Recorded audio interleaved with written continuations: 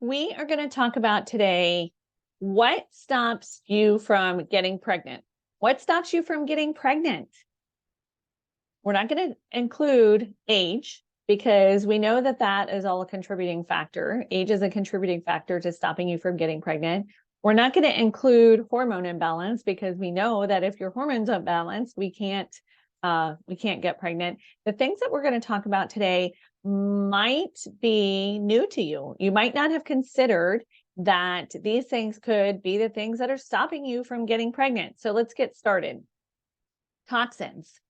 So more specifically, things like caffeine and alcohol. Now, before you get yourself in a tiz about not having coffee or not having alcohol and that being the reason that you can't get pregnant, there's a lot of scientific data supporting this because caffeine is a mineral depleter, all kinds of things. I have another video here on YouTube that I go into depth on that.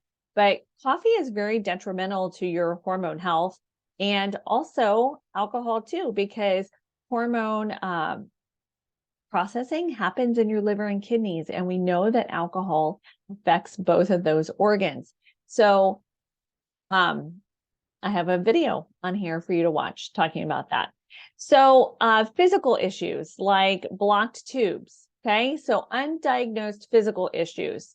So people say to me all the time, well, wouldn't I know? Wouldn't I have pain? If I have endometriosis, wouldn't I know it? And not necessarily. More and more, I'm seeing cases of silent endometriosis where there's not like the terrible, painful symptoms.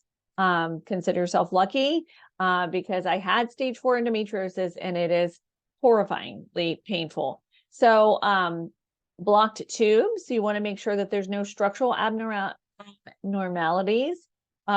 Things like PCOS being undiagnosed, or my favorite topic is undiagnosed thyroid disease or disorder, where you are told you are in range, but it's not in range for you. This has to be a personalized number for yourself. If you have not had an extended thyroid panel done and you're symptomatic for thyroid disorders, loss of hair, dry skin, sleeplessness, racing heart, a number of other things. You can look into that yourself, but you want a personalized thyroid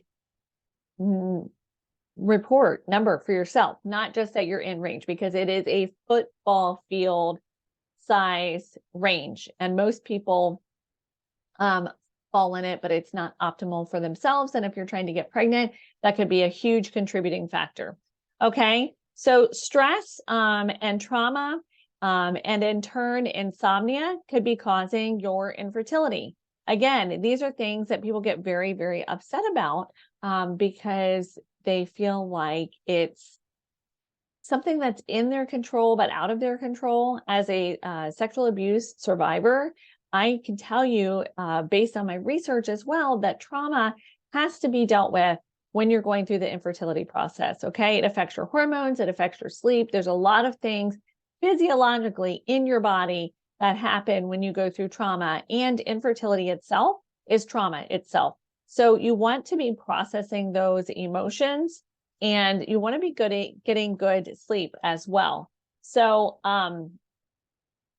if you want more information like this, go ahead and hit that like and subscribe, and I will see you next time. Bye-bye.